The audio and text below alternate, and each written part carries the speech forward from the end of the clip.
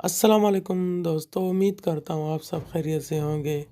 तो दोस्तों आज मैं आपके लिए बहुत ही अच्छी वीडियो लेकर आया हूँ और ये एक ट्रांसफार्मर वेल्डिंग की वीडियो है और ये कितने टर्न, कितने चक्कर, कितने लूप और कि किस तरीके से बनता है तो इसके बारे में आपको बताऊँगा।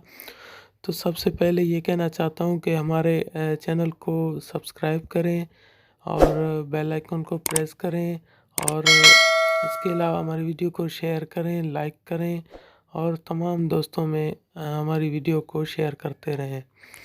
आपका कोई भी मसला हो इंशाल्लाह हम आपका मसला हल करने की कोशिश करेंगे और मेरे व्हाट्सअप नंबर 0332881292।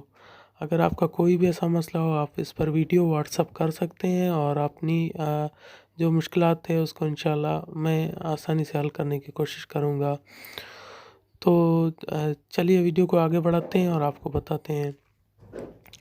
तो दोस्तों 1.5 का 52 है और 3 इसकी जो है तो लंबाई है और चौड़ाई इसकी है 1.5। तो इसमें टोटल चक्कर आएंगे 21 नंबर तार है। आप कॉपर ले लें, सिल्वर ले लें, इससे कोई फ़र्क नहीं। और पहले जो चक्कर निकलेंगे 190 चक्कर पर पहला लूप निकलेगा न्यूट्रल के बाद। उसके बाद फिर 75 चक्कर, उसके बाद फिर 65 चक्कर, उसके बाद फिर 56 चक्कर आपने देने हैं, 56 चक्कर देने हैं। और 12 वोल्ट के लिए आपको 24 नंबर तार 18 चक्कर देनी है उसके बाद ऊपर से। तो इसमें 17 नंबर सर्किट लगती है, जो सर्किट की मैंने पहले पिक भी दिखाई थी, जो शुरुआत में मैंने पिक दिखाई थी। और इसको आप किसी भी मशीन पर वेंड कर सकते हैं या हाथ पर वेंड कर सकते हैं, किसी भी तरीके से आप वेंड कर सकते हैं, उससे कोई मसला नहीं। और इसको सर्किट लगाकर आप इसमें एक ही वीआर लगा हुआ है, आप उसको सेटिंग कर सकते हैं। तो ये बहुत ही बेहतरीन चलती है। मैंने पहले भी बहुत से ऐसे वेंड किए हैं ट्रांसफार्मर और ये मैं देख रहे हैं कि मैंने किस तरीके से इसको बांक में फंसाया है, जिस अपने हाथ से ये इसकंजा बनाया है और इसको इस तरीके से फ़िट कर रहा हूँ। ये बहुत ही आसानी से फ़िट होता है, इसीलिए ये मैंने अपने शॉप के लिए बनाया है और आसानी से इसमें ट्रांसफार्मर फ़िट हो जाता है।